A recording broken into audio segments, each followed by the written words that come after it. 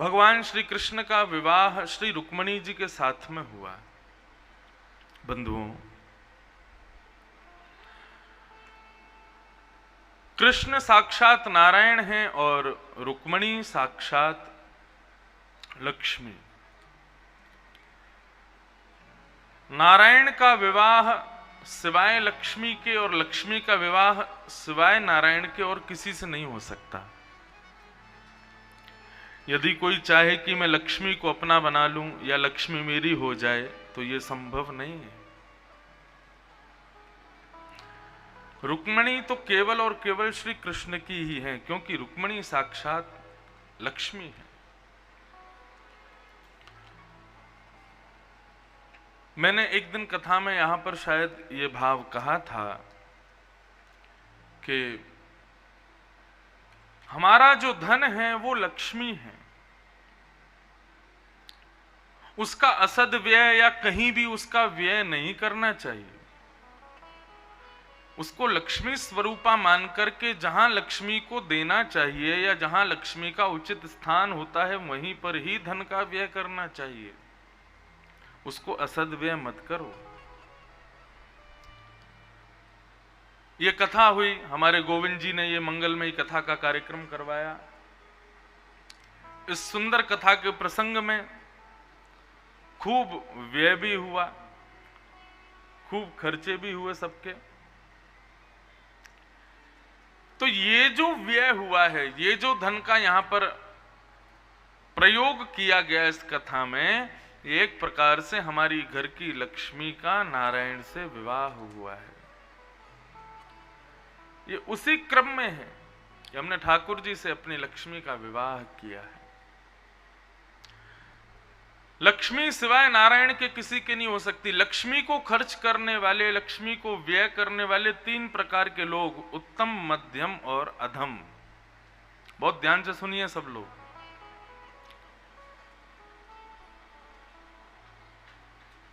उत्तम, मध्यम और अधम। उत्तम कौन है? जो घर की लक्ष्मी का यानी अपने धन का नारायण से विवाह कराता है, नारायण से संबंध जोड़ करके नारायण की क्रियाओं में जो उसका व्यय करता है, ये उत्तम व्यक्ति है। मध्यम व्यक्ति कौन है? जो घर की लक्ष्मी का व्यय अपने लिए ज्यादा करते हैं। मैं ऐसा खान पान रखूं, ऐसे वस्त्र पहनूं, ऐसी गाड़ी में घूमूं, ऐसा महल जैसा घर बनवाऊं, जो अपने लिए धन का प्रयोग ज्यादा करता है, वो मध्यम व्यक्ति है। और अधम व्यक्ति कौन? जो घर की लक्ष्मी से भोग भोगता है, स्वयं के लिए भोगता है एवं उससे अपने ऐशो आराम पूर्ण करता है, ये अधम व्यक्ति है। उत्तम, मध्यम, अधम। उत्तम व्यक्ति घर की लक्ष्मी को, घर के धन को लक्ष्मी मानता है। मध्यम व्यक्ति घर के धन को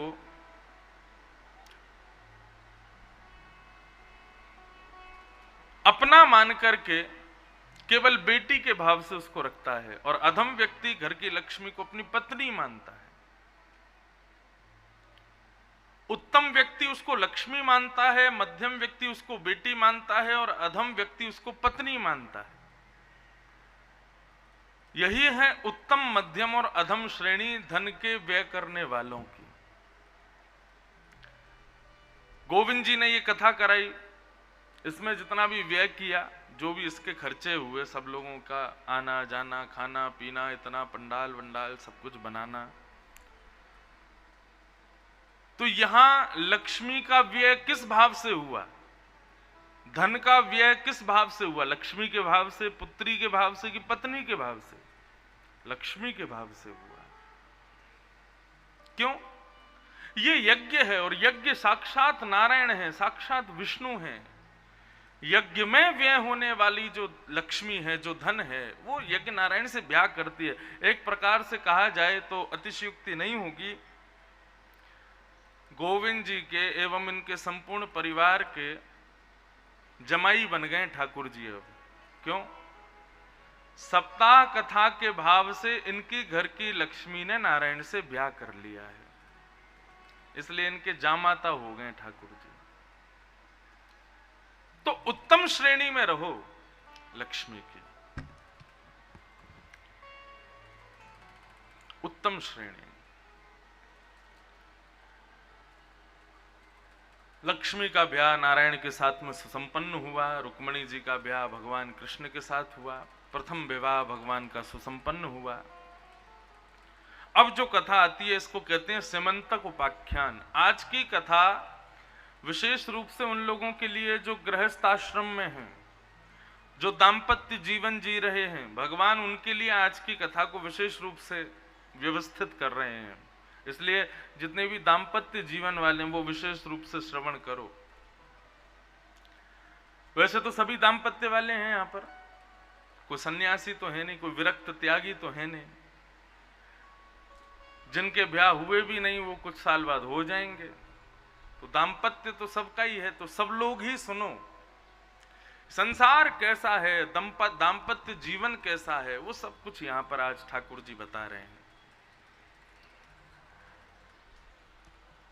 द्वारिका में एक यादव रहता था, उसका नाम था सत्राजित। सत्राजित यादव सूर्य भगवान का मित्र था।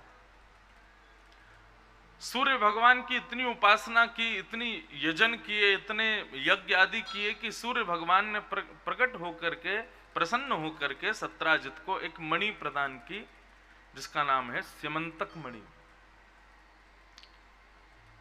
सिमंतक मणि की खास बात यह है कि रोज 6-7 घंटे सिमंतक मणि की सेवा करो, पूजा करो। उसके फलस्वरूप सिमंतक मणि हजारों किलो सोना रोज देती थी।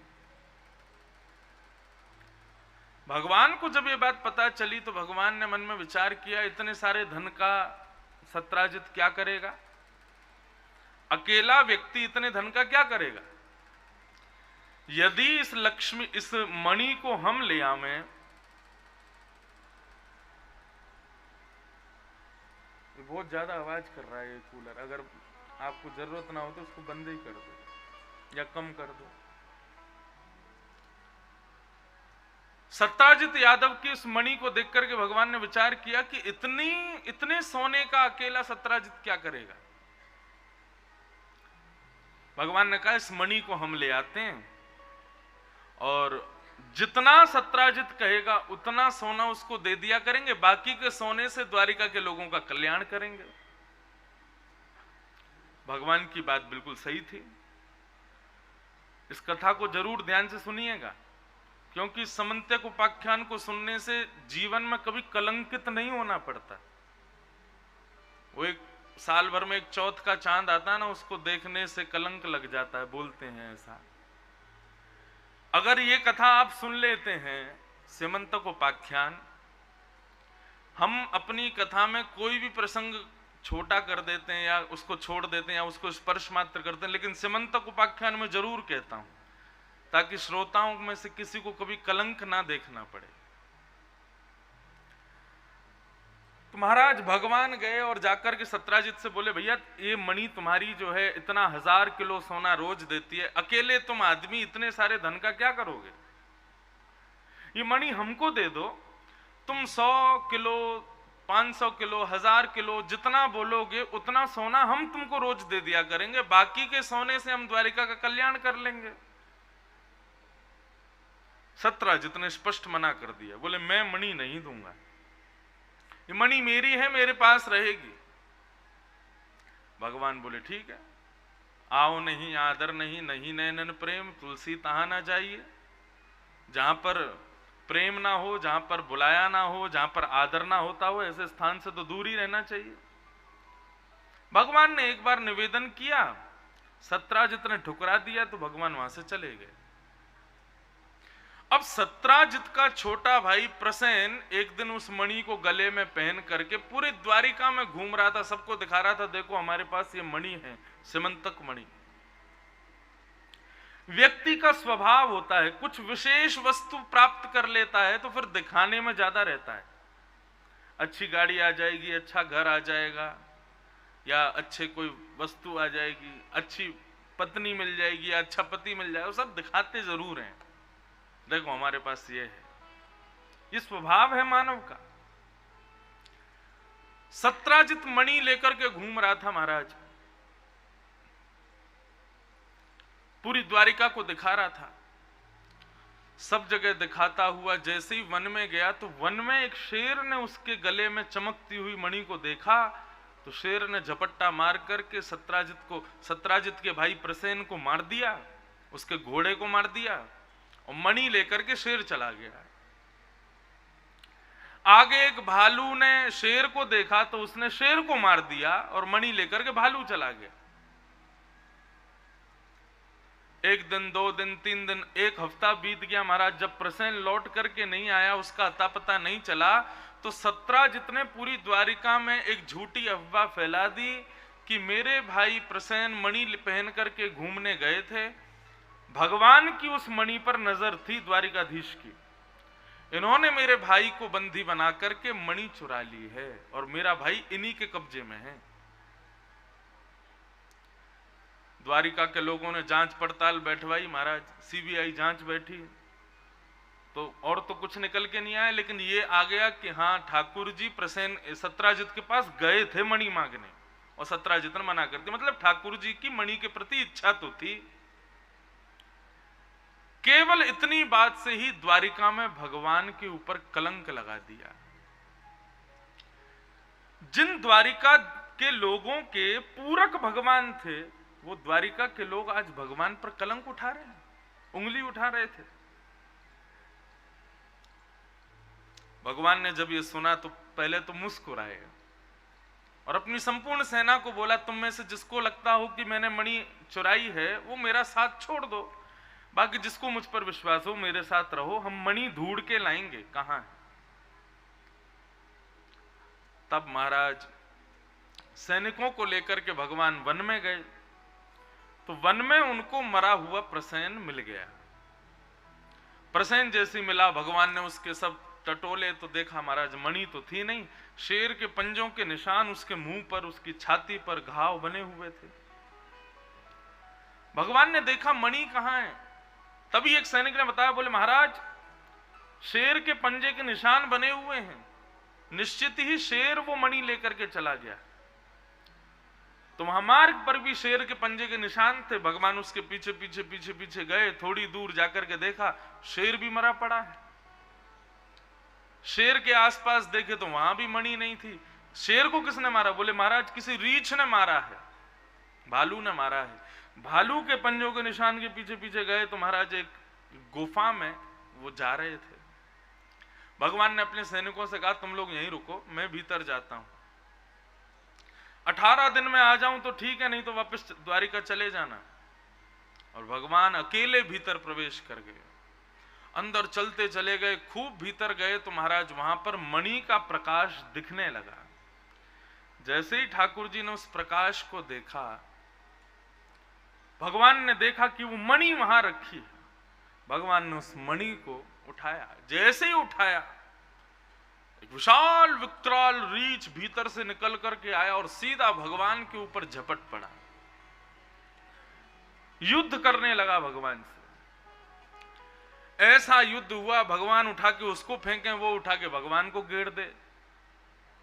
18 दिन तक युद्ध चलता रहा। 18 दिन बाद जब नस नस ढीली हो गई, पसीना पसीना हो गया, रीछ जब बिल्कुल उसकी क्षमता नष्ट हो गई लड़ने की, तब द्वारिकाधीश के चरणों में सिर झुका करके प्रणाम किया। जय हो मेरे रघुनंदन राम, मैं आपको प्रणाम करता हूं। भगवान पीछे उठे, थोड़े सहम गए। द्वारिकाधीश को रघुनाथ कह रहा है, कौन है भैया तू? तब उसने कहा, महाराज मैं जामवंत हूं, आप भूल गए मुझे। भगवान को जैसे ही पता लगा, श्री जामवंत जी महाराज अपने हृदय से लगाया, खूब बैठ करके प्रेम से बातचीत हुई। ठाकुर जी सब पुराने अपने स्मृतियां चर्चा करने लगे जामवंत जी से। जामवंत जी ने पूछा, प्रभु कैसे आगमन हुआ आपका? भगवान बोले, इस मणि की वजह से कलंक लग गया हमारे ऊपर, मणि लेने आए हैं। जामवंत जी ने मौका पाया, बोले मणि यानी कि दहेज तो मिल गया। ठाकुर जी को मणि देकर के दहेज दे देंगे, संग में अपनी बेटी भी दे देते हैं। ठाकुर जी से कहा प्रभु दोनों हाथ आगे करो, मणि मैं देता हूं आपको। भगवान ने दोनों हाथ आगे किए तो एक हाथ में तो मणि रखी और दूसरे हाथ में अपनी बेटी जामवती का हाथ रख दिया। जामवती का हाथ जैसे ठाकुर जी ने देखा तो छोटी सी रीछ की भालू की बेटी, उसको देख करके भगवान घबरा गए, बोले ये क्या है? बोले प्रभु मेरी बेटी के लिए आपसे अच्छा वर नहीं मिलेगा, इससे ब्याह कर लो। भगवान बोले एक कलंक से बचेंगे नहीं, दूसरा कलंक लग जाएगा हमारे ऊपर। बोले द्वारिकाधीश को रीछ ही मिला था ब्याह करने के लिए, भालू की बेटी मिली थी। जामवंत जी बोले मर्यादा पुरुषोत्तम आप तब थे त्रेता में, अब तो आप लीला पुरुषोत्तम हो, अब आपकी कोई मर्यादा नहीं चलेगी, अब तो मेरी बेटी को आपको स्वीकार करना पड़ेगा। श्री जामवंत जी महाराज आज से ठाकुर जी को अपना दामाद नहीं, बहुत वर्षों से उनकी इच्छा थी कि ठाकुर जी मेरे जामाता बन जाएं, दामाद बन जाएं।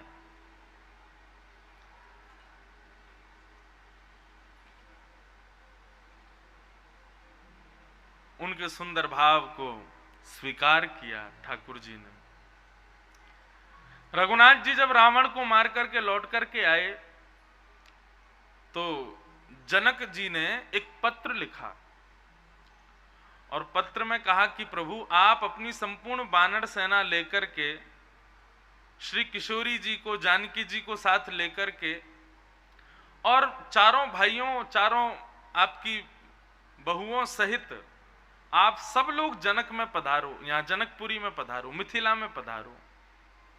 इतने वर्ष हो गए, आप 14 वर्ष तो वन में रह करके आए, ब्याह के बाद से आए नहीं हो, तो इस बार हमारी इच्छा हो रही है कि आप सब बेटियों के साथ में हमारे सब दामाद और आपकी पूरी वानर सेना, हनुमान आदि सब लोग कुछ दिन के लिए मिथिला आ जाएं घूमने के लिए।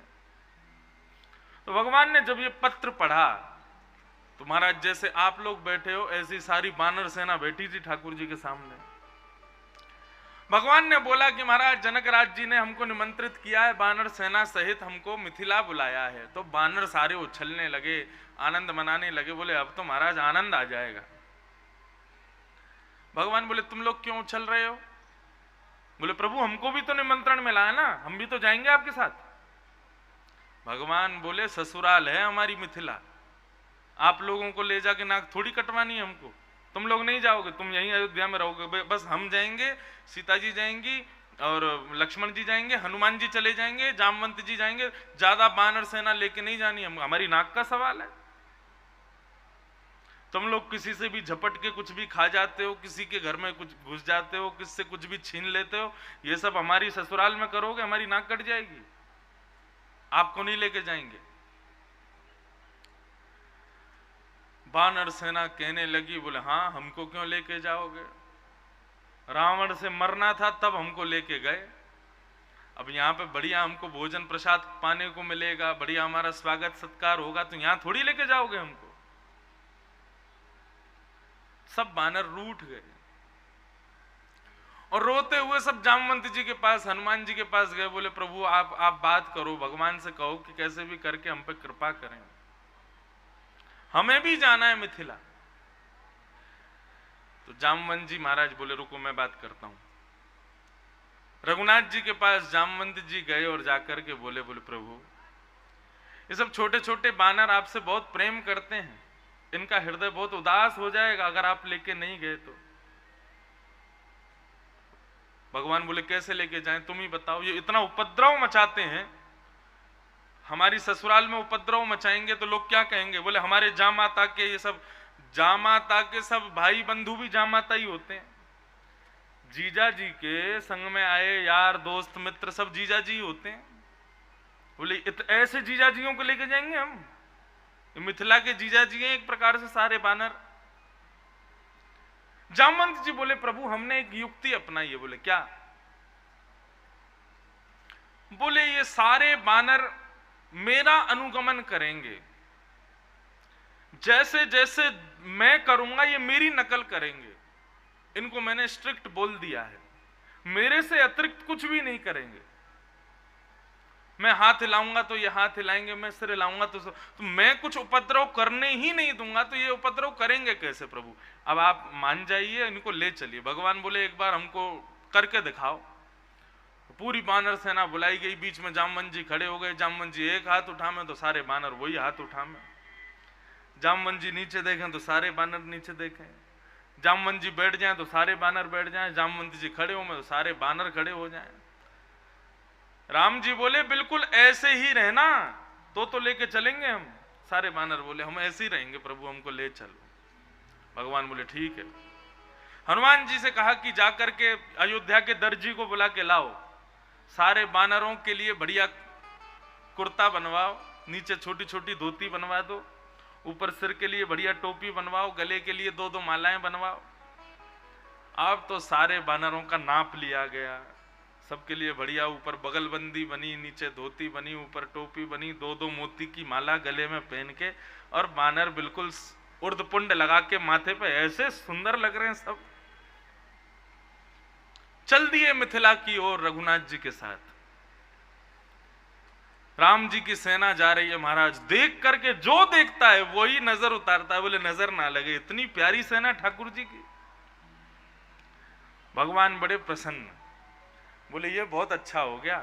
और बानरों के सामने चल रहे थे जामवंत जी। जामवंत जी वन में इधर की ओर देखें तो सारे बानर इधर देखें, जामवंत जी इधर देखें तो सब उधर देखें। जामवंत जी उवासीले में तो सारे बानर उवासीले में। ऐसा सुंदर, बिल्कुल जैसे आर्मी वालों की आपने कभी परेड देखी हो तो आगे वाला जैसे करता है, सब पीछे वाले भी बिल्कुल 1 इंच भी इधर उधर नहीं, ठीक वैसे ही बानरों की सेना चल रही है।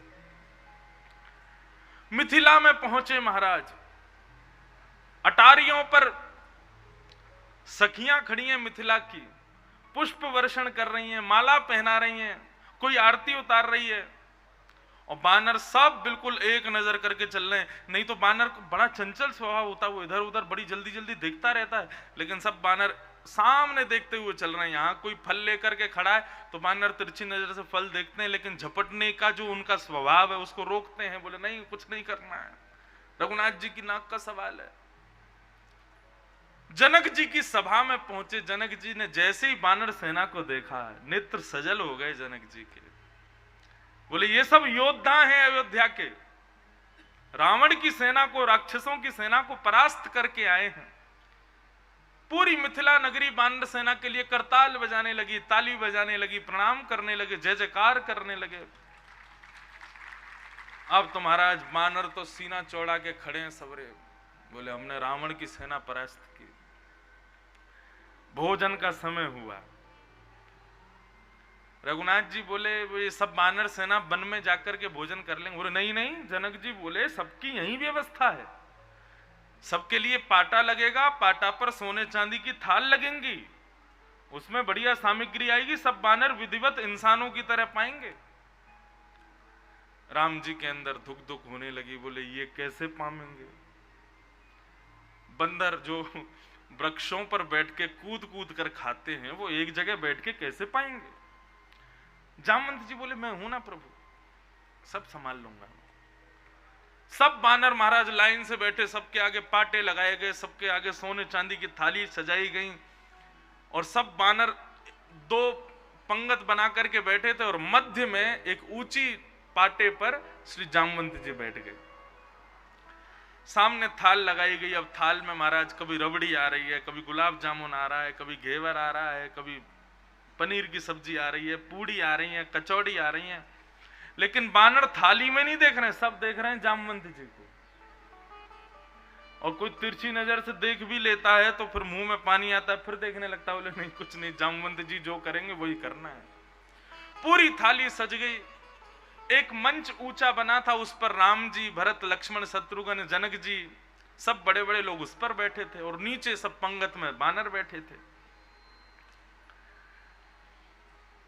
बानर सब देख रहे हैं जामवंत जी को, जब ये शुरू करेंगे तभी करेंगे। जामवंत जी ने हाथ में जल लिया, जल लेकर के पूरी थाल का प्रोक्षण करके उसका पान किया। सब बानर प्रोक्षण करके सब पान कर रहे हैं। जामवंत जी ने सबसे पहले उठाया आम। आम को उठाया तो सारे बानरों ने आम उठाए। जामवंत जी ने घुमा फिरा करके देखा, सारे बानर घुमा फिरा के देख रहे हैं। जामवंत जी ने उल्टा सीधा किया तो सारे बानर उल्टे सीधा करके, जामवंत जी ने जोर से जैसे ही पिचकाया तो उसमें से गुठली उछल गई। अब जैसे ही जामवंत जी के आम में से गुठली उछली, सारे बानरों ने भी दोनों हाथों से जोर से अपने अपने आम पिचकाए तो सबकी गुठली उछल गई। अब जैसे ही गुठली उछली, जामवंत जी भूल गए कि ये सब बानर मेरा अनुगमन कर रहे हैं। बोले, गुठली तेरी इतनी हिम्मत, मेरे हाथ से रावण निकल के नहीं भाग सकता, तू निकल के भाग गई। गुठली को पकड़ने के लिए जामवंत जी जैसे ही अपनी चौकी से कूदे महाराज, बानर बोले, अरे खुली छूट मिल गई, कूदो। अब तो यहां से वहां कूदें, वहां से कहीं कूदें, कोई किसी की रबड़ी उड़ा रहा है, कोई किसी की खीर उड़ा रहा है, कोई कढ़ी उड़ा रहे हैं। पूरी जनक महाराज की सभा में दूध, घी, कढ़ी आदि सबसे लेप दिया पूरी सभा को। यहां से वहां सब बानर सेना इधर उधर कूद रहे हैं। और ये देख करके राम जी अपने सिर पर हाथ रख के बैठे, बोले, जिसका डर था वही हो गया। पूरी मिथिला देख करके हंसी उड़ा रही है, सब हंस रहे हैं, ताली बजा रहे हैं, आनंद कर रहे हैं। और बानरों ने महाराज ऐसा उपद्रव मचाया, 2-4 कड़ी के छींटे उछट के तो जनक जी के मुंह पे भी आ गए। रघुनाथ जी को हताश निराश जब जनक जी ने देखा, जनक जी को बिल्कुल बुरा नहीं लगा, जनक जी तो हंस रहे हैं, जनक जी के हृदय में तो परम आनंद हो रहा है।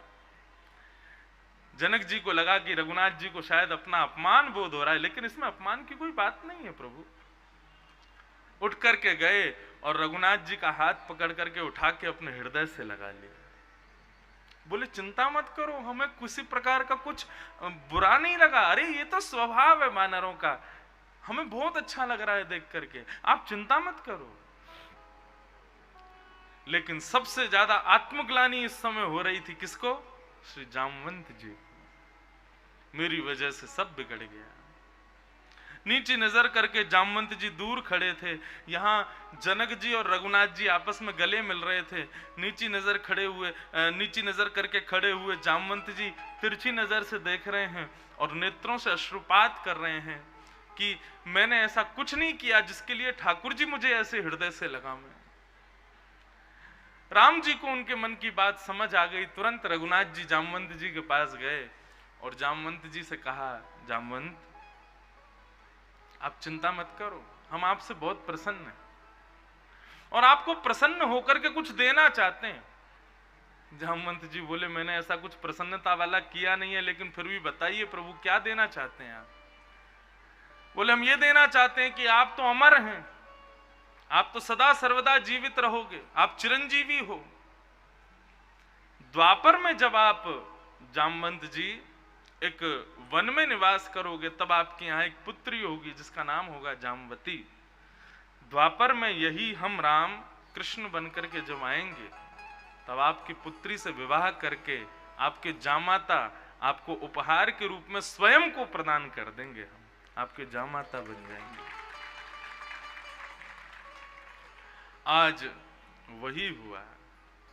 ठाकुर जी की ऐसी लीला हुई, श्री जामवंत जी के यहाँ कृपा करके ठाकुर जी जामाता बन करके आए, उनके जमाई बन करके आए।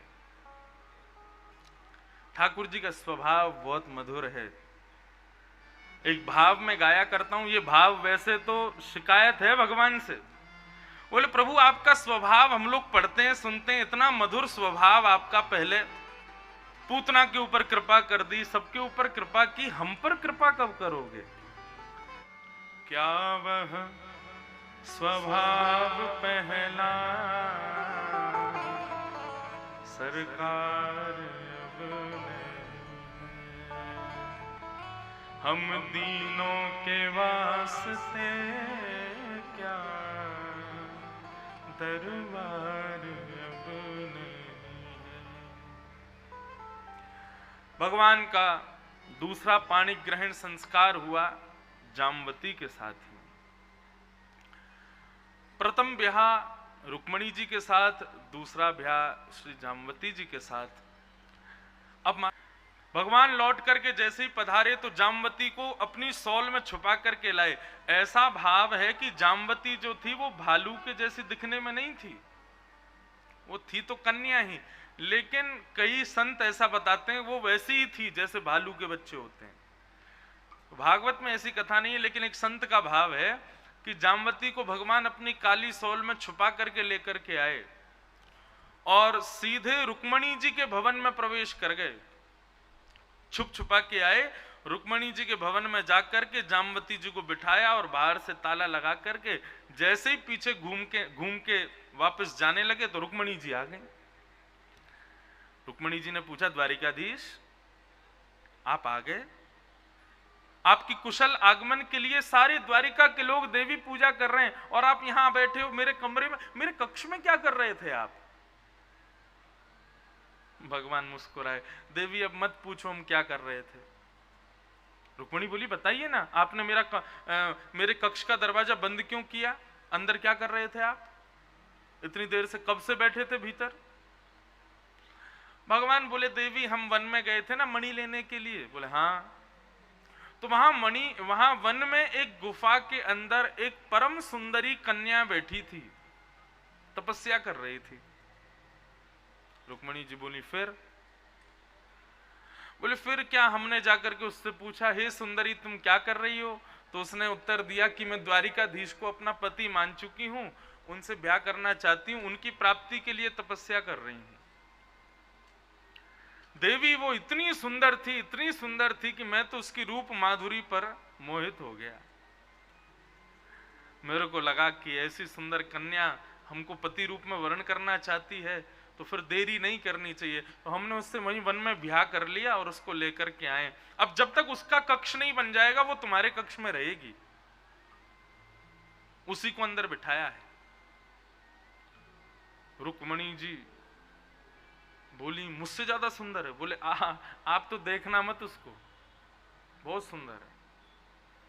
सच बताओ मुझसे ज्यादा सुंदर है? बोले अरे हम कह रहे हैं ना, आप देखना मत उसको जाकर के, नहीं तो आपको लज्जा आएगी अपने रूप पर। रुक्मणी जी बोली, इतनी सुंदर है? बोले हाँ देवी बहुत सुंदर है। रुक्मणी जी ने तुरंत नेत्र बंद की और श्राप दे दिया, जो भी मेरे कक्ष में कन्या बैठी है मैं श्राप देती हूं मुझसे थोड़ी सी कम सुंदर हो जाए। अब जैसे ही श्राप दिया तो कक्ष खोल करके देखा तो जामवती जो भालू के रीछ के बालक के रूप में थी वो एक कन्या के रूप में खड़ी है और रुक्मणी जी से केवल 0.1% थोड़ी सी कम है, लेकिन सुंदरता में कोई कमी नहीं है, एक कन्या के रूप में खड़ी है। फिर भगवान ने उनके साथ में ब्याह रचाया। भगवान कहीं कलंक ना लग जाए इसलिए ये लीला करवा रहे थे। ऐसी कथा भागवत में नहीं है लेकिन एक संत के माध्यम से सुनी। श्री जामवती जी ने जाकर के संपूर्ण द्वारिका के लोगों के सामने सिमंतक मणि को दिखाया और बताया कि ठाकुर जी ने मणि नहीं चुराई थी, मणि कैसे आई, क्या हुआ, वो सारी बातें गवाही दी श्री जामवती जी ने। और भगवान ने दूसरा ब्याह किया जामवती के साथ। अब भगवान पर जिसने कलंक लगाया था सत्राजित, द्वारिका के लोगों ने उस पर कलंक लगाना शुरू कर दिया। बोले हमारे भगवान पर गलत आरोप लगाया, लांछन लगाया, उन पर कलंक लगाया, ऐसा व्यक्ति है ये। अब तुम्हारा जिसको कलंकित करने लगे, उसके बारे में अपशब्द कहने लगे तो सत्राजित का घर से निकलना दुश्वार हो गया। सत्राजित मन में विचार करने लगा, क्या करूं क्या करूं क्या करूं। तो फिर उसने देखा उसकी जो बेटी है सत्यभामा, अपनी सुंदर सी बेटी को देख करके मन में विचार किया, यदि मैं अपनी बेटी का ब्याह द्वारिकाधीश से कर दूं तो इस कलंक से बच जाऊंगा। सत्यभामा की पहले सगाई हो चुकी थी सतधनवा के साथ, और सतधनवा इसी प्रलोभन में शादी कर रहा था कि मुझको दहेज में मणि मिलेगी। बंधुओं, हमारे भारत को ये दहेज प्रथा का जैसा कैंसर रोग लग गया है। जो इतनी पवित्रतम एक दहेज प्रथा होती है उसको इतना अपवित्र हम लोगों ने कर दिया है, उसको ऐसा सौदेबाजी का रूप दे दिया है कि ब्याह के बारे में सुनकर के कई लोगों की तो रूह कांप जाती है। दुल्हा घोड़ी पर बैठ के आता है, राजा जैसा लगता है, लेकिन जैसे ही पंडाल में प्रवेश करता है तो भिखारी बन जाता है। एसी दो, कूलर दो, ये दो, मोटरसाइकिल दो, गाड़ी दो, तब ब्याह करेंगे। दहेज प्रथा का वास्तविक रूप क्या है? ये दहेज प्रथा शुरू क्यों हुई? क्या था इसका रूप? सुनिए, पिता की दो संपत्ति होती हैं, चल और अचल। पिता की चल संपत्ति तो ये धन दौलत जो भी उसका कमाया हुआ है, इसको चल संपत्ति कहेंगे। और पिता की अचल संपत्ति होती है जमीन जायदाद, प्रॉपर्टी, खेत, घर, ये सब अचल संपत्ति है। पिता की चल संपत्ति पर अधिकार होता है पुत्री का, और पिता की अचल संपत्ति पर अधिकार होता है पुत्र का। पिता यदि अपने प्राण परित्याग कर दे तो अपने आप ही उसकी अचल संपत्ति बेटे की हो जाती है। उसके खेत, उसके घर, उसके मकान, दुकान, सब पर अधिकार किसका होता है? बेटे का होता है। ठीक ऐसे ही जब अपनी बेटी का ब्याह करता है पिता, तो अपनी चल संपत्ति कुछ अपनी बेटी के साथ में भेजता है। अब इसमें पिता की इच्छा है, वो कितना अपनी बेटी को देना चाहता है। जमाई का तो इंटरफेरेंस होना ही नहीं चाहिए। ये वर पक्ष के लोगों की तो बात होनी ही नहीं चाहिए कि इतना दो, ऐसे दो, ये दो, वो दो। पिता की स्वेच्छा होनी चाहिए कि वो अपनी बेटी को क्या देना चाहता है, कितना देना चाहता है, कैसे देना चाहता है। अरे ये दामाद लोगों को, जमाई लोगों को तो पलकों पर अपनी उनकी बेटी को स्वीकार करना चाहिए। पिता अपने जिगर का टुकड़ा दे रहा है, उसके बाद भी कुछ और चाहिए तुमको? केवल उसको स्वीकार करो। बाकी पिता जो अपनी बेटी को देना चाहे स्वच्छंद भाव से उसको देने दो। बीच में हम लोग जो मांग जांच करते हैं, ये तो प्रथा नहीं है हमारी।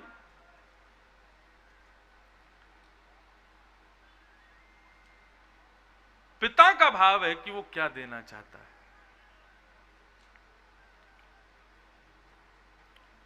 सत्राजित ने मन में विचार किया कि मैं अपनी बेटी की सगाई तो हो चुकी है पहले ही, लेकिन अब क्या है, सगाई तो तोड़ देंगे। बेटी का ब्याह यदि भगवान से कर दूं तो मुझ पर जो कलंक लग रहा है उस कलंक से मैं बच जाऊंगा।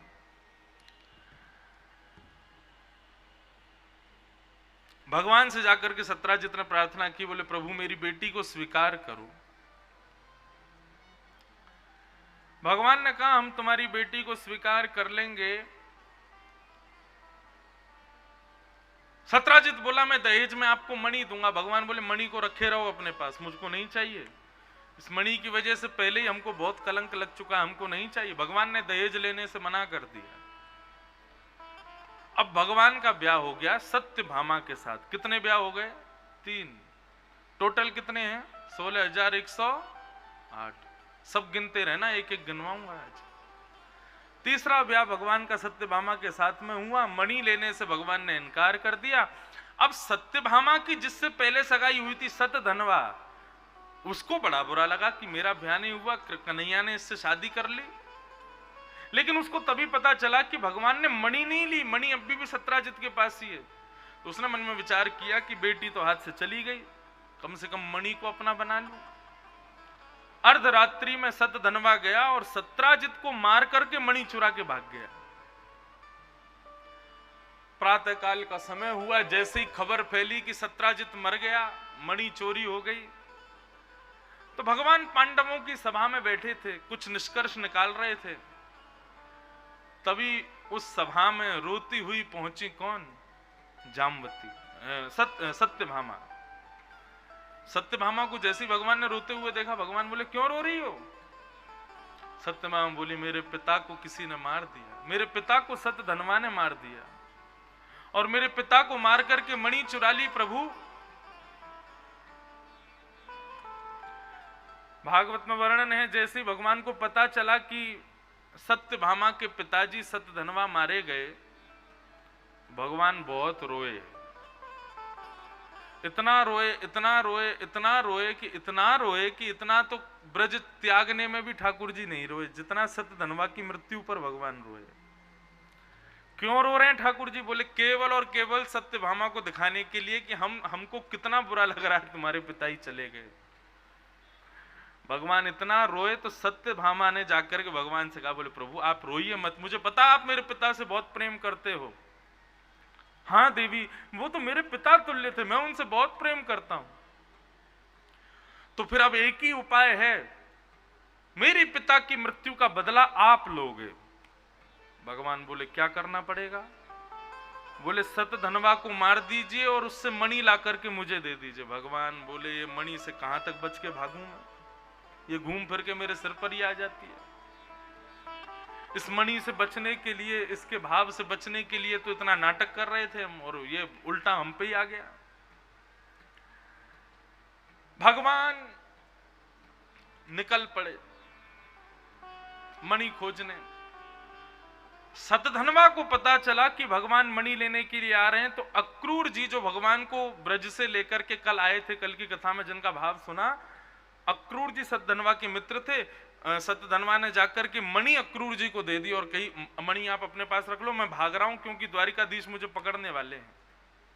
अक्रूर जी ने मणि अपनी जेब में रख ली, सत्यधनवा भागा, बीच रास्ते में भगवान ने उसको पकड़ लिया, पकड़ करके उसका वध कर दिया। वध करके भगवान ने जैसे उसको टटोला तो मणि उसके पास नहीं है। भगवान सिर पे हाथ धर के बैठे हैं, बोले कहां जाएं अब, क्या करें?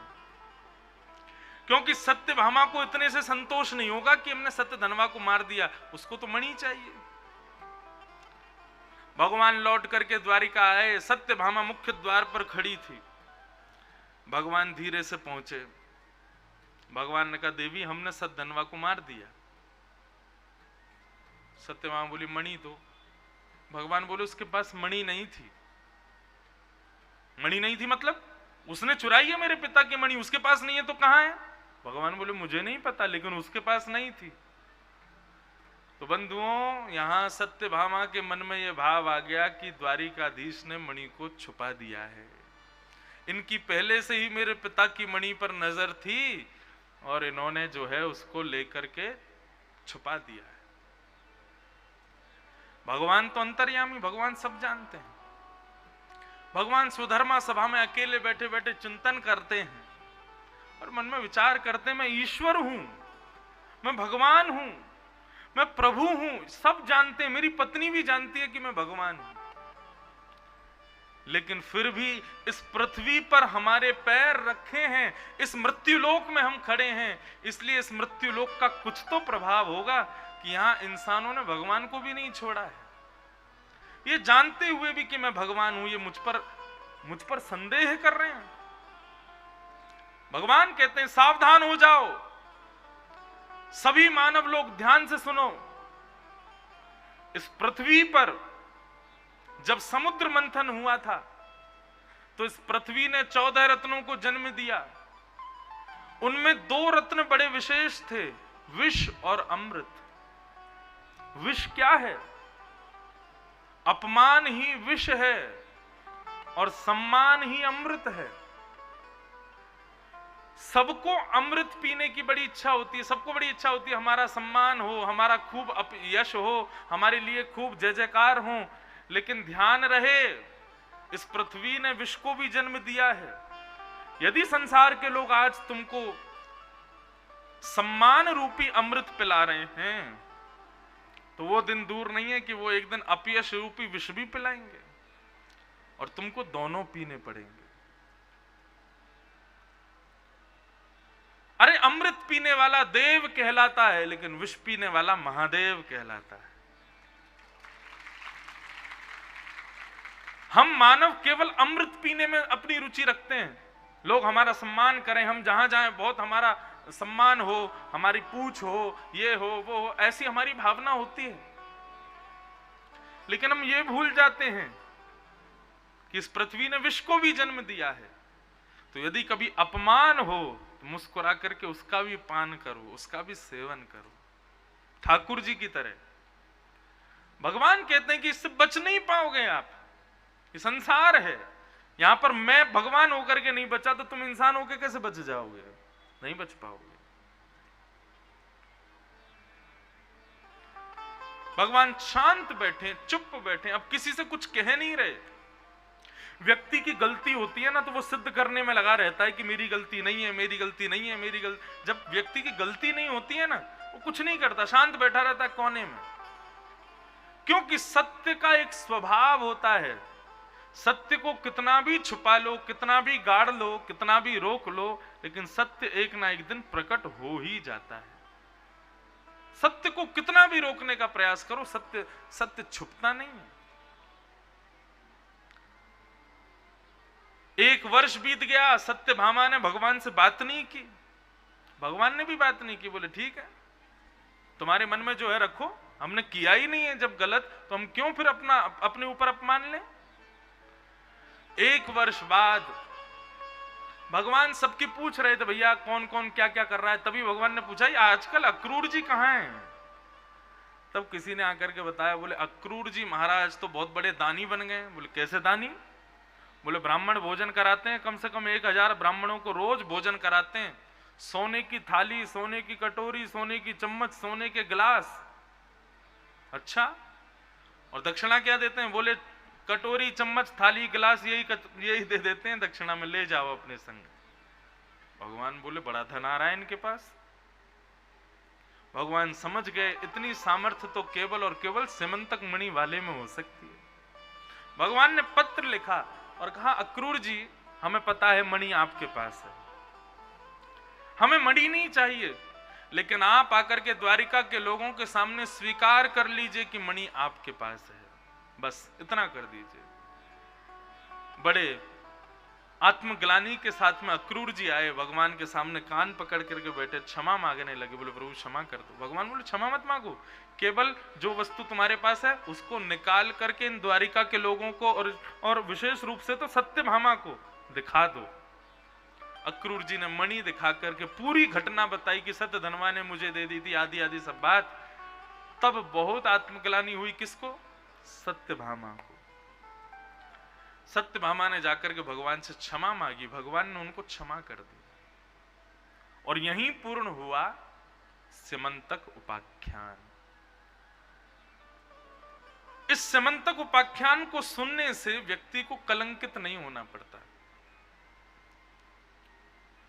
सिंहो प्रसेनमविदत् सिंहं जामवताहता, सुकुमार कथम रोदे तब एष सिमंतक।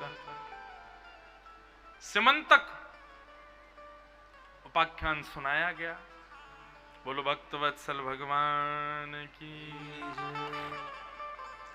बंधुओं, पाप के बाप का नाम क्या है? पाप को जन्म देता कौन है? हमारे भीतर पाप करने की जो प्रवृत्ति आती है, हमारे भीतर पाप करने की जो इच्छा प्रकट होती है, ये इच्छाएं प्रकट करना, ये इस प्रवृत्ति में लगना, ये सब हमारे भीतर कौन प्रकट करता है? लोभ। पाप के बाप का नाम है लोभ। एक ब्राह्मण बनारस से पढ़कर के अपने गांव गया, पिता से जाकर के कहने लगा, पिताजी बहुत बड़ा विद्वान बनकर के आया हूं मैं, आप कुछ भी पूछ लीजिए, कहीं से भी पूछ लीजिए। पिता ने प्रश्न किया, तो बेटा एक बात बताओ, पाप के बाप का नाम क्या है? पाप का बाप कौन है? बेटा बोला, गुरुजी ने ये नहीं पढ़ाया, बाकी सब पढ़ाया, ये नहीं पढ़ाया। पिता ने कह दिया, तो जब तक पाप का बाप ना मिले तब तक आना मत लौट करके, जाओ जाकर के पाप के बाप को खोज के लाओ। जब इसका उत्तर दोगे तब मैं मानूंगा कि तुम विद्वान हो। ब्राह्मण बालक त्रिपुंड लगाए, चौड़ी चोटी है उसकी। ब्राह्मण को अभिमानी कभी नहीं होना चाहिए, लेकिन अपना स्वाभिमान कभी नहीं त्यागना चाहिए। अभिमान कभी करो मत और स्वाभिमान कभी त्यागो मत, यह ब्राह्मण का स्वरूप होता है। ब्राह्मण बालक निकल पड़ा खोजने के लिए। पाप का बाप कौन है? 3 दिन बीत गए, पाप का बाप नहीं मिला। बड़े बड़े विद्वानों से जाकर के पूछे, लेकिन कोई भी नहीं बता पाया। 3 दिन बाद एक नगर में पहुंचा, एक बहुत सुंदर सी एक हवेली थी। उस हवेली के बाहर तुलसी का पौधा लगा था, एक गऊ माता बैठी थी। उसके मन में विचार आया, किसी वैष्णव का घर है, यहां जाकर के थोड़ा भोजन प्रसाद पा लेता हूं, अब पाप का बाप तो पता नहीं कब मिलेगा। उस ब्राह्मण बालक ने घर में प्रवेश किया, घर में अंदर गया, बड़ा सुंदर घर, बड़ी अच्छी सुगंधी आ रही थी।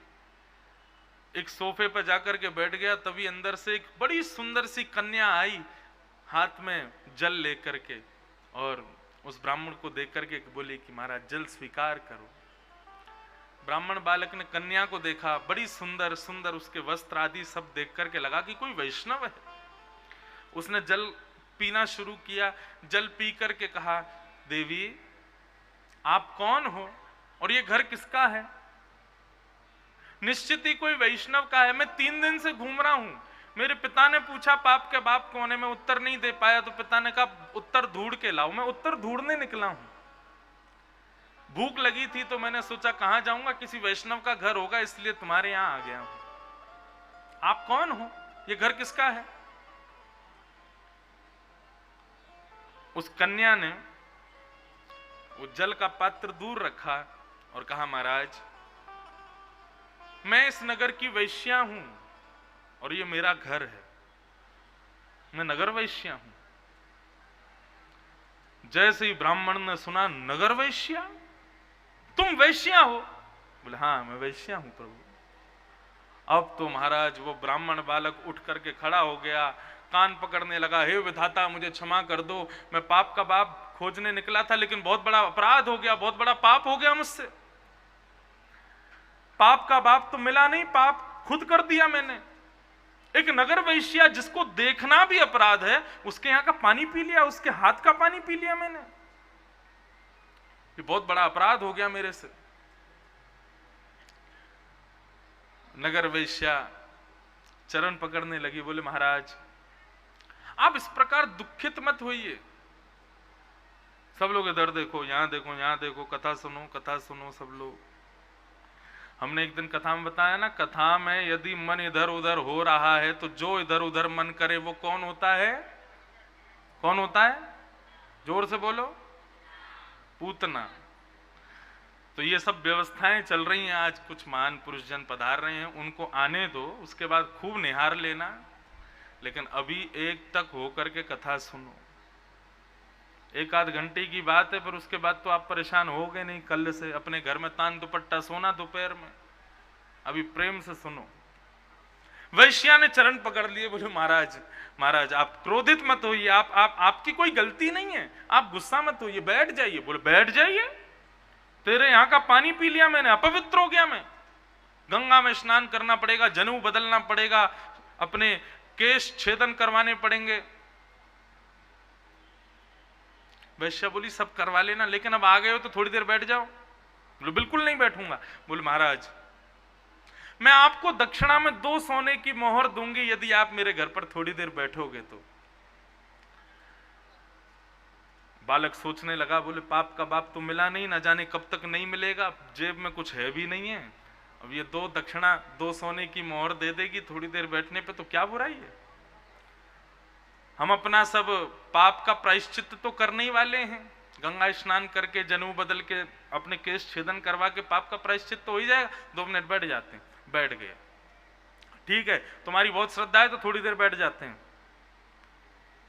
नगर वैश्या बोली अब आप बैठ ही गए हो तो प्रभु प्रसाद पा लीजिए ना। बोले तेरे यहां का पानी भी अपवित्र है, अन्न तो बहुत दूर की बात।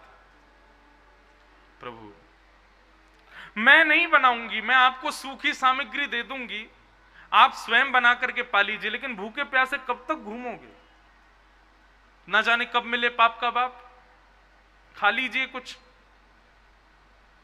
नहीं नहीं बिल्कुल नहीं। बोले मैं आपको 5 सोने की मोहर दे दूंगी दक्षिणा में, मैं आपको सूखी सामग्री दे देती हूं, खुद बना के पालो। ब्राह्मण बोला कि अब 5 सोने की मोहर मिल रही है, अपने हाथ से भोजन बनाना है, क्या बुराई है, इसके हाथ का तो नहीं खा रहे ना, और सूखी सामग्री तो पवित्र होती है।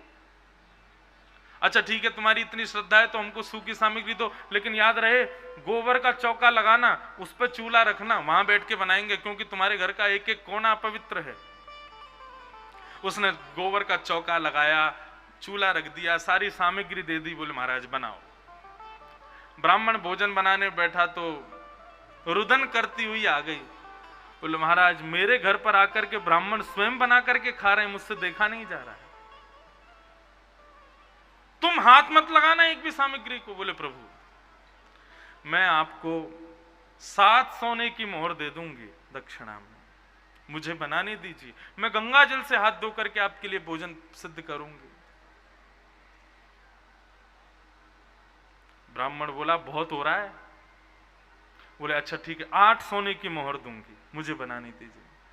बिल्कुल नहीं, 10 सोने की मोहर ये लीजिए, अभी रख लीजिए, मुझे बनाने दीजिए ना भोजन। मेरे ऊपर ना जाने आप जैसे लोग भूले भटके ही कृपा करते हो, वैसे तो मुझ पर कोई कृपा होती नहीं, मेरे यहां कोई आता नहीं। 10 सोने की मोहर देख करके ब्राह्मण बोले अच्छा ठीक है, लेकिन गंगा जल से नहा के आओ पहले, फिर भोजन बनाना, मुंह पर कपड़ा बांध करके बनाना, हाथों को अच्छे से गंगा जल से धो लेना मिट्टी से। वैश्या पूरी तैयार होकर के आई, आकर के भोजन बनाने लगी, भोजन बना करके थाली बना दी, थाली सजा करके ब्राह्मण को बिठा दिया, ब्राह्मण भोजन करने के लिए बैठ गया। जैसे ही रोटी तोड़ करके सब्जी से लगा के ब्राह्मण खाने लगा, वैश्या ने आकर के हाथ पकड़ लिया, मैं खिलाऊं? ब्राह्मण बोले कैसी बात कर रही हो तुम, तुम्हारे हाथ का खाऊंगा मैं।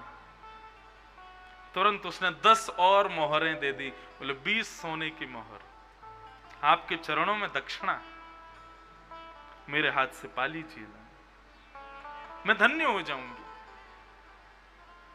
ब्राह्मण ने रोटी नीचे रख दी, मन में सोचा अब आ ही गए घर में, इसके यहाँ का भोजन कर ही रहे हैं, पानी तो पी लिया है, शुद्ध तो हमको होना ही है, दक्षिणा इतनी मिल ही रही है तो इसकी भाव है तो कर लेते हैं।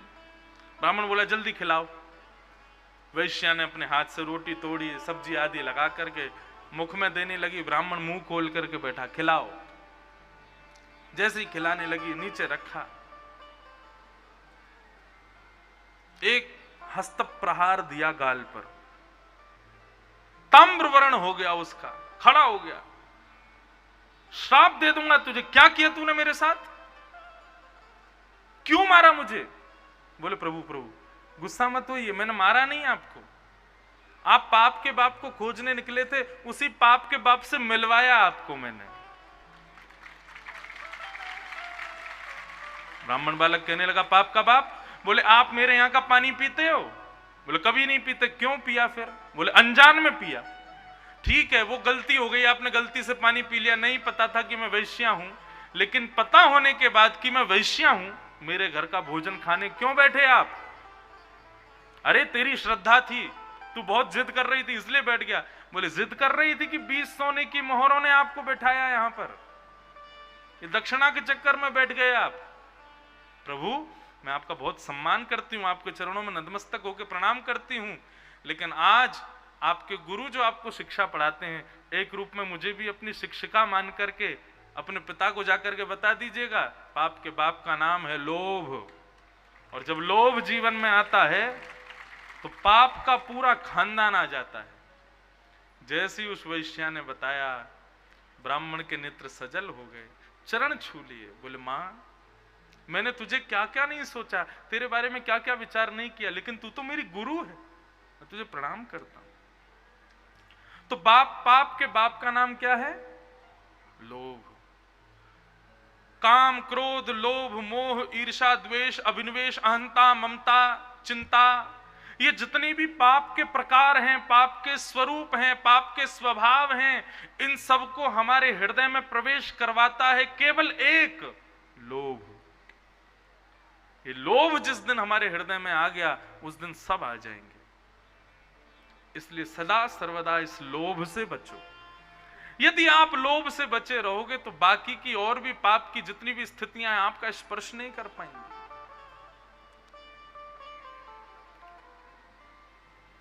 भगवान के 3 ब्याह हो गए, चौथा ब्याह हुआ कालिंदी यमुना के साथ। श्री यमुना महारानी के साथ में भगवान का चतुर्थ ब्याह हुआ।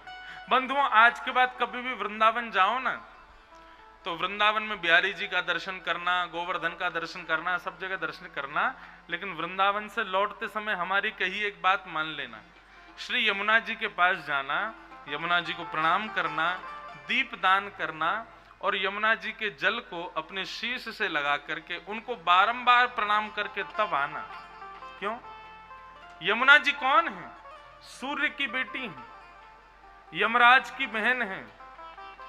हमारे वृंदावन में ऐसी प्रथा है, यमुना यमदूतन तारत हैं, भवतारत हैं श्री राधिका रानी।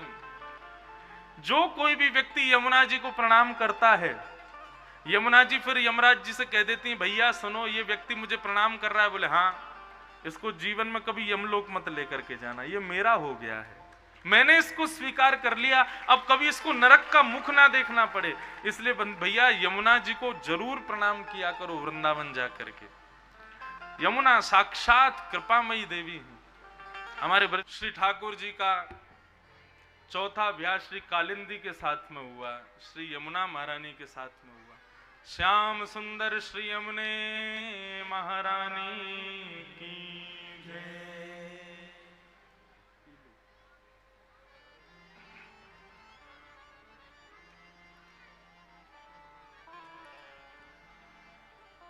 बंधुओं, भगवान का 5वां ब्याह आपके मध्य प्रदेश में हुआ, उज्जैन में। उज्जैन में ठाकुर जी का ब्याह मित्रविंदा के साथ में हुआ। ठाकुर जी का 6वां ब्याह हुआ अयोध्या में सत्या के साथ। 7वां ब्याह नागरजता के साथ और 8वां ब्याह भद्रा के साथ। इस प्रकार ठाकुर जी के ये अष्टमुख्य पटरानियां और फिर 16,100 राजकुमारियां और हैं जिनसे ठाकुर जी का ब्याह संपन्न हुआ। कैसे हुए वे बाकी के ब्याह? एक भौमासुर नाम का दैत्य है, बहुत ध्यान से सुनिए सब लोग। भौमासुर नाम के दैत्य ने 16,000 राजकुमारियों को बंदी बना करके रखा है। और किस भावना से रखा है? 20,000 हो जाएंगी तो एक साथ इन सबसे ब्याह करूंगा। भगवान के पास जब यह संदेश आया कि हठ पूर्वक 16,000 राजकुमारियों को भौमासुर ने बंदी बना करके रखा है, उन राजकुमारियों ने आपसे प्रार्थना की है कि आप उनकी रक्षा करो। भगवान के मन में भाव आया कि ठीक है, तो हम चलते हैं। बंधुओं, ये भौमासुर जो है ये भूमि का बेटा है, पृथ्वी का बेटा है। बहुत ध्यान से सुनिए सब लोग। पृथ्वी का बेटा है भौमासुर। भौमासुर का जब जन्म हुआ तब एक आंख इसके माथे पर लगी थी और 2 भुजाएं और थीं, 4 भुजाएं थीं। किसी ने आकर के कहा कि महाराज, जिनकी गोदी में जाने से, जिनकी गोद में इनको देने से इनकी 2 भुजाएं निकल जाएं, एक नेत्र भी निकल जाए, तो समझना वही इसको मारेगा। जैसे ही भगवान ने भौमासुर को गोद में लिया, उसके 2 भुजाएं निकल गईं, नेत्र भी निकल गए। भूमि ने प्रार्थना की, बोले प्रभु आप मेरे बेटे को कभी मारना मत। भगवान बोले हम क्यों मारेंगे, हम कभी नहीं मारेंगे इसको।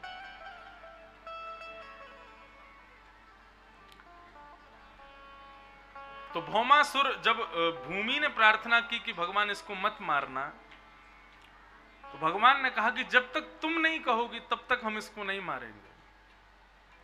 आज भौमासुर को मारने के लिए भगवान जा रहे थे, तो भगवान की जो पत्नी सत्यभामा है, ये सत्यभामा ही भूमि ही का ये अवतार है। सत्यभामा को संग लेकर के भगवान भौमासुर को मारने के लिए गए। भगवान ने भूमि को वरदान दिया है कि जब तक तुम नहीं कहोगे तब तक नहीं मारेंगे। सत्यभामा रथ में बैठी हैं और भगवान भौमासुर के साथ युद्ध कर रहे थे। युद्ध कर रहे थे तो क्या भगवान बार बार उसके युद्ध में उसके प्रहार से केवल बच रहे थे, भगवान प्रहार कर नहीं रहे थे। रथ में बैठी हुई सत्यभामा के मन में आया, ठाकुर जी इससे बच क्यों रहे हैं, इसको मार क्यों नहीं रहे। तुरंत सत्यभामा ने कहा कि प्रभु आप इसको मार क्यों नहीं देते हो। जैसे ही सत्यभामा ने कहा इसको मार दो, ये भूमि ही सत्यभामा बनकर के आई है। भगवान बोले बस इसी का इंतजार था, अब तुमने कह दिया, अब देखो सुदर्शन चक्र आया और भौमासुर का सर धड़ से अलग। भगवान भौमासुर के कारागृह में गए। 16,100 राजकुमारियां, सबने जैसे ही ठाकुर जी को देखा, ठाकुर जी को देखते ही सबके मन में भावना उत्पन्न हुई, भूयात पतिर में मह्यम, हे विधाता ये जो सांवले से हमारे सामने खड़े हैं ना, ये हमको पति रूप में मिल जाएं। एक अकेली ने नहीं, 16,100 राजकुमारियों ने एक साथ मांगा कि ये हमको पति रूप में मिल जाएं। भगवान ने जब उन राजकुमारियों को देखा, भगवान मन में सोचने लगे अब ये घर तो जा नहीं सकते, इनको कोई अपनाएगा नहीं, और दूसरा रास्ता इनके पास है कि ये गलत मार्ग अपना लें, और तीसरा रास्ता है अपने प्राण त्याग दें। लेकिन तभी भगवान ने मन में विचार किया कि मैं ईश्वर हूं, मैं चाहूं तो इनको अपना सकता हूं। भगवान ने इतने ब्याह किए, उसके पीछे कारण क्या है। एक तो आध्यात्मिक कारण यह है, 16,108 जो राजकुमारियां हैं ये कोई स्त्रियां नहीं है। कौन है ये? भगवान की जो मुख्य अष्ट पटरानियां हैं, 8 मुख्य जो पटरानियां हैं, ये भगवान की बनाई गई प्रकृति है। पृथ्वी, जल, तेज, वायु, आकाश, ये 5 प्रकृति बाहर होती हैं, और मन, बुद्धि, चित्त और अहंकार, ये अंतःकरण चतुष्टय, ये 4 प्रकृति हमारे भीतर होती है। तो 5 प्रकृति बाहर की और 4 प्रकृति मानव के अंदर की, मन, बुद्धि, चित्त और अहंकार, जिसमें से चित्त स्वयं भगवान है। तो एक चित्त को हटा दो, 3 बचे, मन, बुद्धि, अहंकार।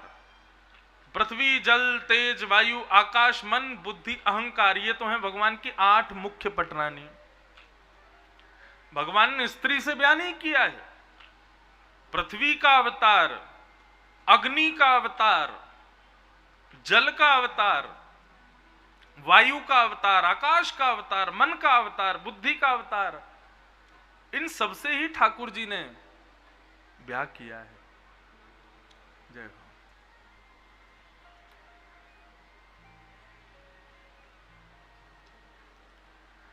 जय राधे राधे राधे गोविंद राधे राधे राधे राधे गोविंद राधे राधे राधे राधे गोविंद राधे राधे राधे राधे गोविंद राधे राधे राधे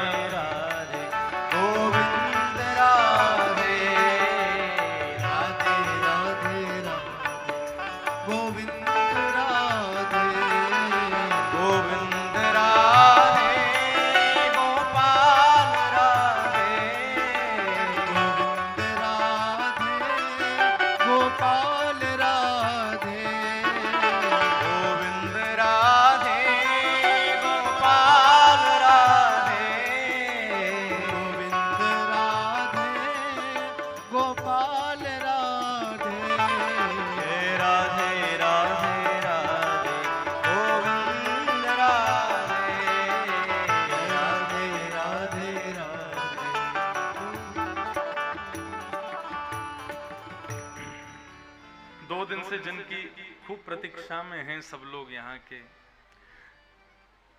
श्री वृंदावन धाम से, और दूसरा भाव कहा जाए तो पडरिया धाम से, हम आप सबके मध्य में अनंत कृपा बरसाने के लिए परम पूजनीय, प्रातस्मरणीय, और हम ब्रजवासियों के हृदय शिरोमणि, हम ब्रजवासी जिनसे खूब स्नेह करते हैं, जिनके वात्सल्य भाजन हैं, ऐसे परम पूजनीय श्री गोरीलाल कुंज वाले पूज्य महाराज श्री पधारे हैं।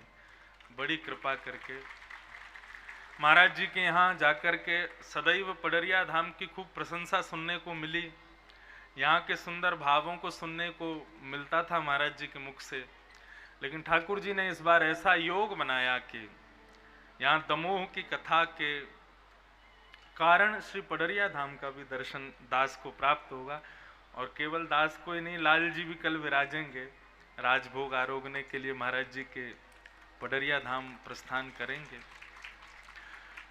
आज हम सबका बहुत सौभाग्य। मैं महाराज जी कल कह रहा था कथा में कि महाराज जी हमारे उत्सवों में नहीं आ पाते अपने व्यस्तता के कारण।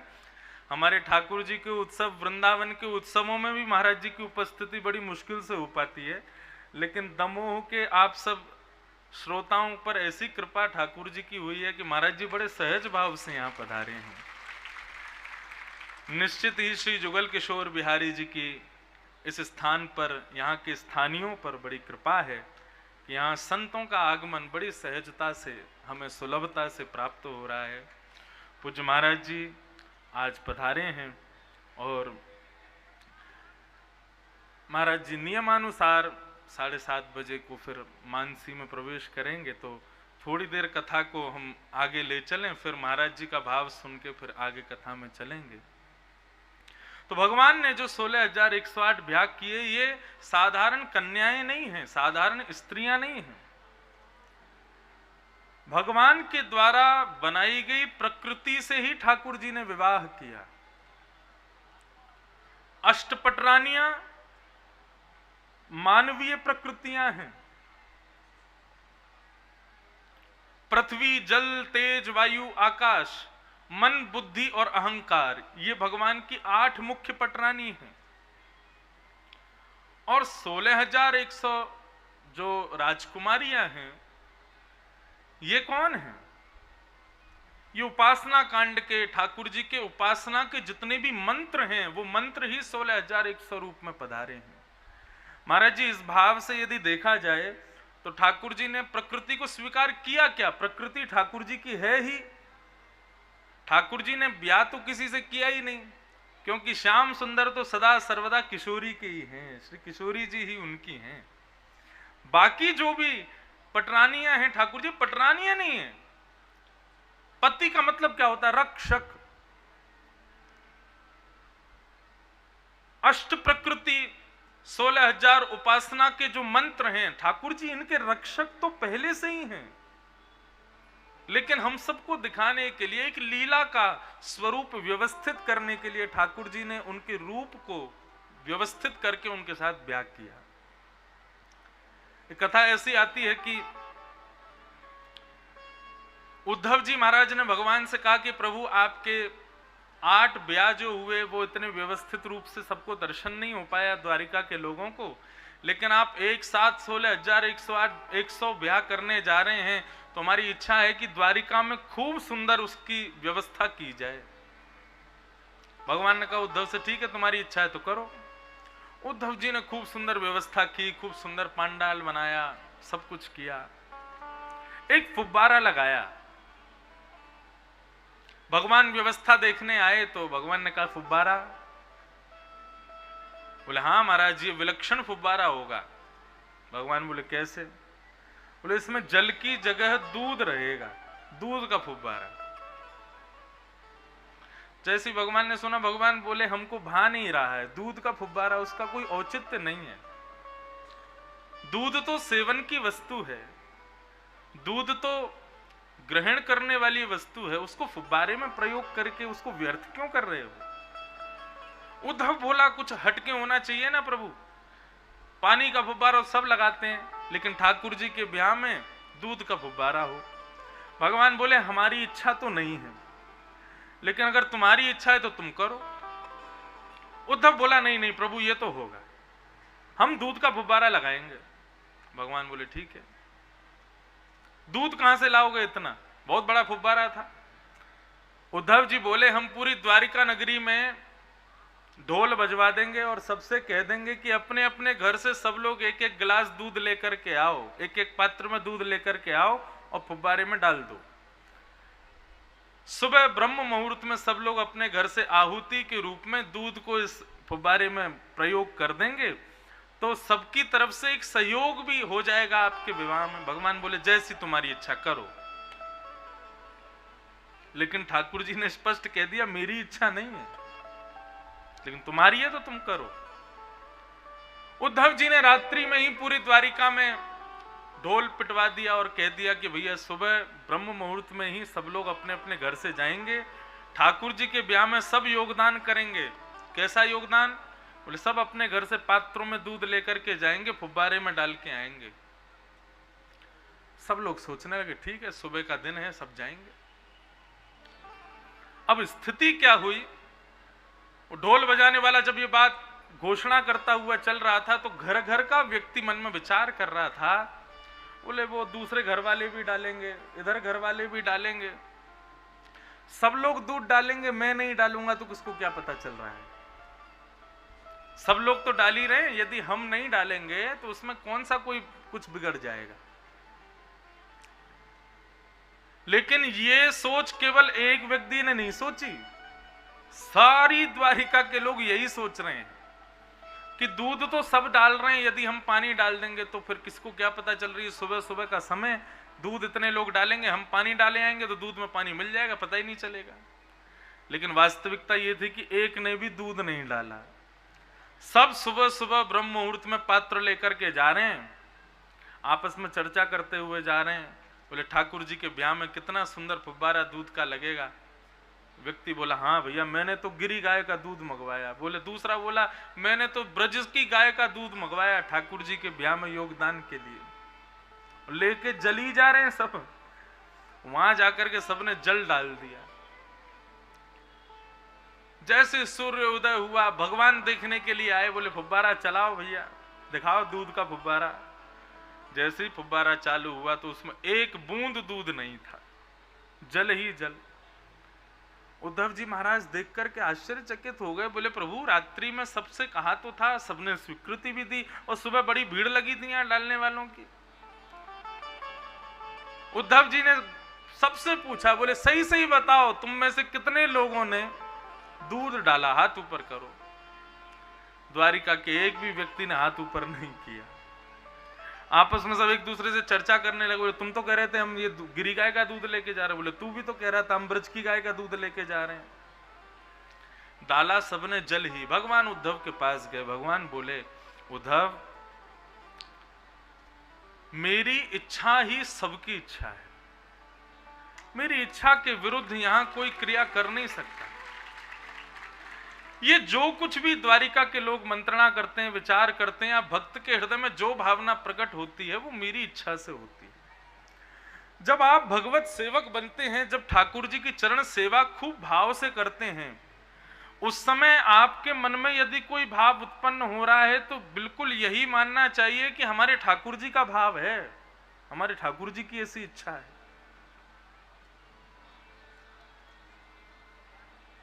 ऐसा होता है। हम अपने लाल जी की महाराज जी सेवा करते हैं तो उस दिन रसोईया महाराज यदि भिंडी की सब्जी बनावे और दास की इच्छा ना होवे तो ये विचार नहीं करते कि मेरी इच्छा नहीं है, हम ये विचार करते हैं लाल जी की इच्छा नहीं है पाने की। लाल जी की इच्छा, ठाकुर जी की इच्छा और स्वयं की इच्छा को एकाकार रूप दे दें हम, ये भक्ति की पराकाष्ठा है।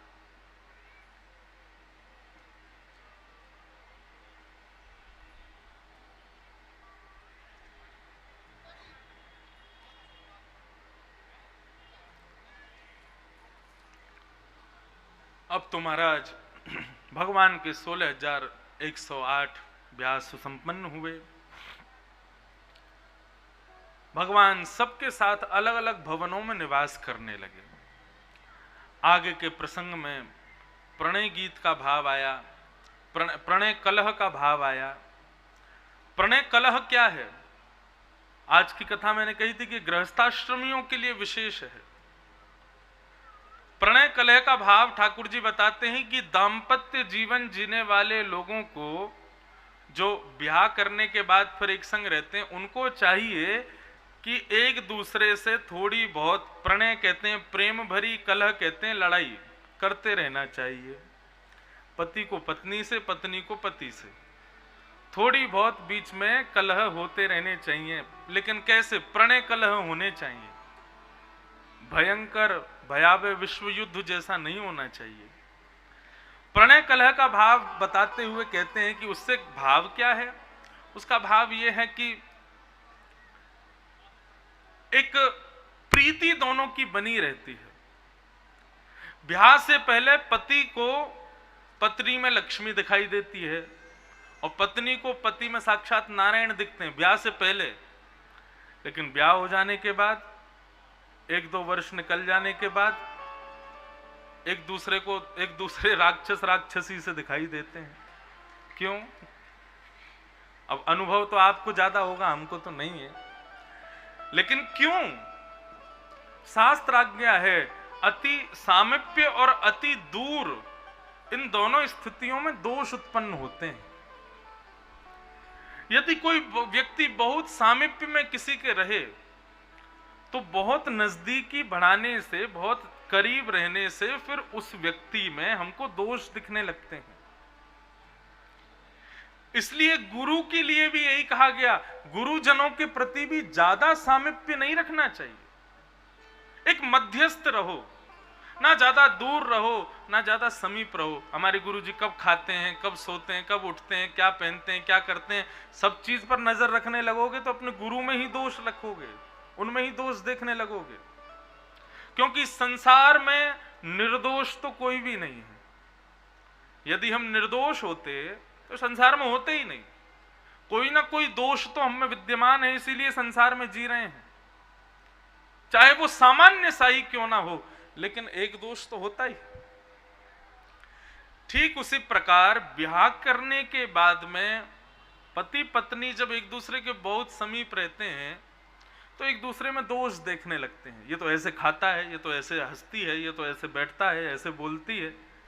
उसकी वजह से दोष उत्पन्न होता है। इसलिए क्या करें? बोले थोड़ी दूरी बनाओ, प्रणय कलह करो, थोड़े से एक दूसरे से दूर रहेंगे, किसी बात से थोड़ी अनबन होगी, 1-2 दिन नाराज रहेंगे तो इससे प्रीति बढ़ेगी, पुनः मिलने की, पुनः वार्ता करने की। तो ऐसे ही आज ठाकुर जी ने मन बनाया कि रुक्मणी जी जब से आई हैं तब से आज तक कभी गुस्सा ही नहीं आया इनको। आज ठाकुर जी ने उनके साथ प्रणय कलह किया और रुक्मणी जी को कई बातें कही। अंत तो गत्वा ऐसा कह दिया कि रुक्मणी तुम यदि चाहो तो हम तुम्हारा ब्याह शिशुपाल से कर दें। अब भी ये बात भगवान कब कह रहे हैं? जब भगवान के पुत्र भी हो गए, भगवान के पौत्र भी, परपौत्र भी हो गए। परपौत्र होने के बाद भगवान कहते हैं कि रुक्मणी आप कहें तो हम आपका ब्याह कर दें। जैसे ही स्वयं से दूर करने की वार्ता भगवान के मुख से सुनी, रुक्मणी जी को मूर्छा आ गई और मूर्छित होकर के गिर गई। ठाकुर जी ने जैसी आवाज सुनी कि रुक्मणी जी मूर्छित होकर गिरी, चतुर्भुज रूप धारण किए, 2 भुजा से रुक्मणी जी को उठा करके 1 भुजा से ठाकुर जी पंखा झलने लगे। रुक्मणी जी ने कहा प्रभु आप कुछ भी कहो सब स्वीकार है, लेकिन अपने विरह को कभी प्रदान मत करना। बंधुओं, ठाकुर जी का एक स्वभाव है,